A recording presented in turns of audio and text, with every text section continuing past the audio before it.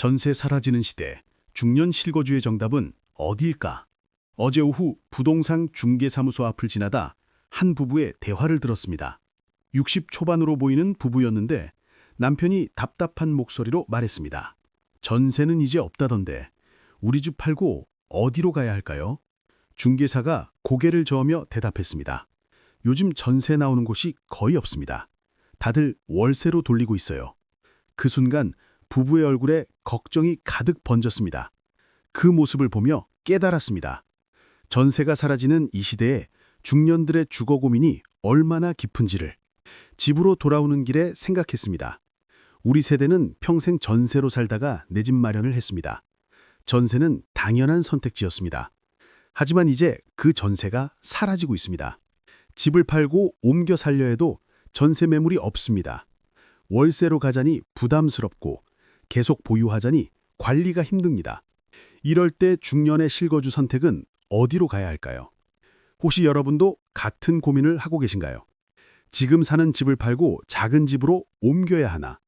아니면 그냥 여기서 버텨야 하나? 오늘 이 이야기가 여러분의 선택에 도움이 되기를 바랍니다. 한 60대 초반 남성분의 이야기입니다. 서울 외곽의 30평대 아파트를 갖고 계십니다. 20년 전 대출을 받아 샀고 5년 전 대출을 다 갚았습니다. 이제 빚 없는 내 집입니다. 하지만 고민이 생겼습니다. 자식들은 다 독립했습니다. 부부 둘만 사는데 30평이 넓습니다. 관리비도 만만치 않고 청소하기도 힘듭니다. 작은 집으로 옮기고 싶었습니다. 집을 팔면 차액이 꽤 남을 것 같았습니다. 그 돈으로 작은 집을 사고 나머지는 노후 자금으로 쓰려고 했습니다. 합리적인 계획이라고 생각했습니다. 부동산을 찾아갔습니다. 중개사에게 물었습니다. 20평대 아파트를 전세로 구하고 싶다고. 중개사가 난색을 표했습니다. 요즘 전세 물건이 거의 없다고 했습니다. 믿기지 않았습니다. 전세가 없다니. 평생 전세로 살아왔는데 이제 전세가 사라졌다니. 중개사는 설명했습니다. 집주인들이 전세를 월세로 다 돌렸다고. 전세금 반환 부담도 있고 월세가 수익이 더 낮다고 했습니다. 그렇다면 월세를 구해야 했습니다. 20평대 아파트 월세를 알아봤습니다. 보증금의 월세까지 하면 부담이 컸습니다. 매달 나가는 돈이 만만치 않았습니다. 계산을 해봤습니다. 지금 집을 팔고 월세로 가면 차액이 남습니다. 하지만 그 돈을 금융상품에 넣어도 월세를 감당하기 어려웠습니다. 이자 수익보다 월세가 더 많았습니다. 결국 포기했습니다. 집을 팔지 않기로 했습니다. 넓지만 그냥 여기서 살기로 했습니다. 전세가 없으니 선택의 여지가 없었습니다. 하지만 씁쓸했습니다. 계획이 다 틀어졌습니다. 작은 집으로 옮겨 여유롭게 살려던 꿈이 무너졌습니다. 전세가 사라진 시대에 중년의 선택지가 줄어들었습니다. 이것은 비단 그분만의 문제가 아닙니다. 많은 중년들이 같은 고민을 합니다. 집을 팔고 싶은데 갈 곳이 없습니다. 전세는 사라졌고 월세는 부담스럽습니다. 왜 이런 일이 벌어진 걸까요? 전세는 왜 사라지고 있을까요? 여러 이유가 있습니다. 첫째, 집주인 입장에서 전세는 부담입니다. 거액의 보증금을 받아야 합니다. 나중에 그 돈을 돌려줘야 합니다. 집값이 떨어지면 손해를 볼 수 있습니다. 반면 월세는 안정적인 수익입니다. 둘째, 금리가 올랐습니다. 예전에는 전세금을 받아 다른 곳에 투자하면 수익이 났습니다. 하지만 지금은 다릅니다. 금리가 높아서 전세금을 굴려받자 이자를 감당하기 어렵습니다. 셋째, 전세 사기가 많아졌습니다. 집주인들이 보증금을 떼먹고 도망가는 사건이 잇따랐습니다. 임차인들도 전세를 꺼립니다. 안전하지 않다고 생각합니다. 이런 이유들로 전세 시장이 급격히 위축되었습니다. 특히 수도권에서 전세 매물이 거의 사라졌습니다. 나와도 금방 나갑니다. 전세를 구하기가 하늘의 별 따기입니다. 한 50대 후반 여성분의 이야기입니다. 강남의 작은 아파트를 갖고 계십니다. 혼자 사시는데 유지비가 부담이었습니다. 지방으로 내려가려고 했습니다. 서울 집을 팔면 지방에서 훨씬 좋은 집을 살 수 있습니다. 차액도 많이 남습니다. 그 돈으로 여유롭게 살 수 있을 것 같았습니다. 지방 도시를 알아봤습니다.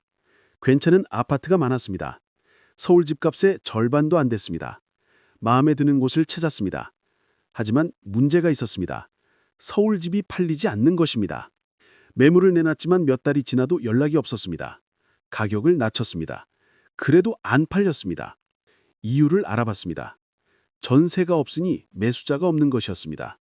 예전에는 집을 사서 전세를 놓으면 투자가 됐습니다. 하지만 지금은 월세밖에 못 놓습니다. 수익률이 낮아서 살 사람이 없었습니다. 결국 포기했습니다. 집을 팔지 않기로 했습니다. 1년을 기다렸습니다. 가격을 많이 내리고서야 팔렸습니다. 예상보다 훨씬 적은 금액을 받았습니다. 계획했던 것보다 덜 남았습니다. 그래도 지방으로 내려갔습니다. 새 아파트를 샀습니다.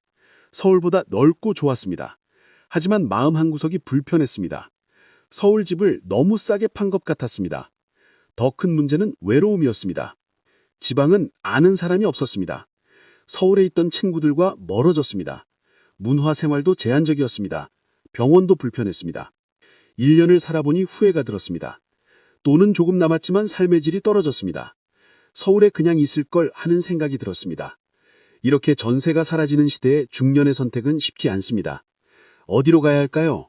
무엇이 정답일까요? 먼저 현재 상황을 냉정하게 봐야 합니다. 지금 사는 집이 어떤 집인가? 관리가 가능한가? 계속 살만한가? 이것을 먼저 판단해야 합니다. 만약 지금 집이 괜찮다면 그냥 사는 게 나을 수 있습니다. 넓어서 관리가 힘들어도 익숙한 곳입니다. 이웃도 있고 편의시설도 알고 있습니다. 새로운 곳으로 가는 것보다 나을 수 있습니다. 다음으로 경제적 계산을 해야 합니다. 집을 팔고 월세로 가면 정말 이득인가? 차액을 금융상품에 넣었을 때 이자가 월세를 감당할 수 있는가? 꼼꼼히 따져봐야 합니다. 대부분의 경우 월세는 손해입니다.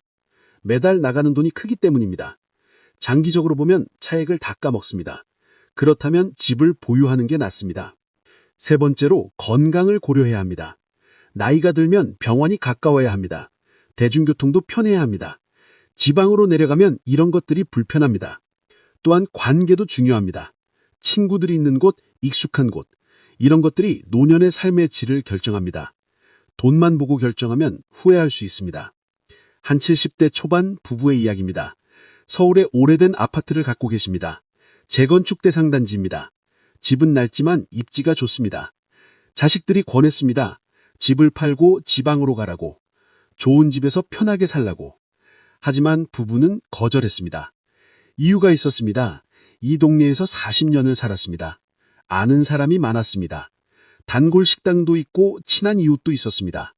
병원도 가깝고 교통도 편했습니다. 무엇보다 재건축 기대가 있었습니다. 몇 년만 기다리면 새 아파트를 받을 수 있습니다. 추가 분담금도 있지만 감당할 만했습니다. 자식들은 걱정했습니다. 낡은 집에서 불편하게 사시는 것 같았습니다. 하지만 부부는 괜찮다고 했습니다.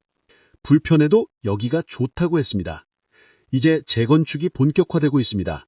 몇 년 후면 새 아파트에 입주합니다. 부부의 선택이 옳았습니다. 익숙한 곳에서 새 집까지 얻게 되었습니다. 이렇게 때로는 현재를 유지하는 것이 답입니다. 무리해서 옮기려 하지 말고 지금 상황을 견디는 것도 방법입니다. 만약 정말 집을 팔아야 한다면 어떻게 해야 할까요? 전세가 없다면 대안은 무엇일까요? 첫 번째 대안은 소형 아파트 매수입니다. 월세로 가지 말고 작은 집을 사는 것입니다. 지금 집을 팔고 20평대 작은 집을 사면 차익이 남습니다. 그 돈은 노후 자금으로 씁니다. 두 번째 대안은 실버타운입니다. 요즘 실버타운이 많이 생겼습니다. 입주비를 내면 평생 살 수 있습니다. 식사와 의료 서비스가 제공됩니다. 관리 걱정이 없습니다. 세 번째 대안은 역세권 소형 주택을 삽니다. 교통이 편한 곳에 작은 빌라나 주택을 삽니다. 아파트보다 저렴합니다. 관리도 수월합니다. 하지만 어떤 선택을 하든 신중해야 합니다. 성급히 결정하면 후회합니다. 충분히 알아보고 따져봐야 합니다. 무엇보다 자신의 상황을 정확히 아는 것이 중요합니다. 건강 상태, 경제 상황, 가족관계, 이런 것들을 종합적으로 고려해야 합니다. 전문가의 도움도 받아야 합니다. 부동산 전문가, 재무 설계사, 이런 분들과 상담하십시오. 여러 의견을 듣고 비교하십시오. 그리고 서두르지 마십시오. 시장은 계속 변합니다. 지금 급히 결정할 필요가 없습니다. 천천히 기회를 봐도 됩니다. 전세가 사라지는 시대입니다. 중년의 주거 선택이 어려워졌습니다. 하지만 불가능한 것은 아닙니다. 현명하게 판단하면 답을 찾을 수 있습니다. 중요한 것은 돈만 보지 말라는 것입니다. 물론 경제적 계산도 중요합니다. 하지만 삶의 질도 봐야 합니다. 편의성도 관계도 건강도 고려해야 합니다. 가장 비싼 집이 정답이 아닙니다. 가장 저렴한 선택도 정답이 아닙니다. 나에게 맞는 집, 나에게 편한 곳, 그것이 정답입니다.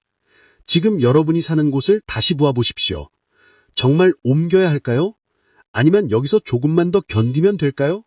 냉정하게 판단하십시오. 만약 옮겨야 한다면 충분히 알아보십시오. 서두르지 마십시오. 여러 대란을 검토하십시오. 전문가와 상담하십시오. 전세가 사라지는 시대지만 길은 있습니다. 어렵지만 불가능한 것은 아닙니다. 신중하게 선택하면 좋은 결과를 얻을 수 있습니다. 끝까지 시청해 주셔서 진심으로 감사드립니다. 오늘 이야기가 여러분의 주거 선택에 도움이 되었기를 바랍니다. 구독과 좋아요는 더 좋은 정보를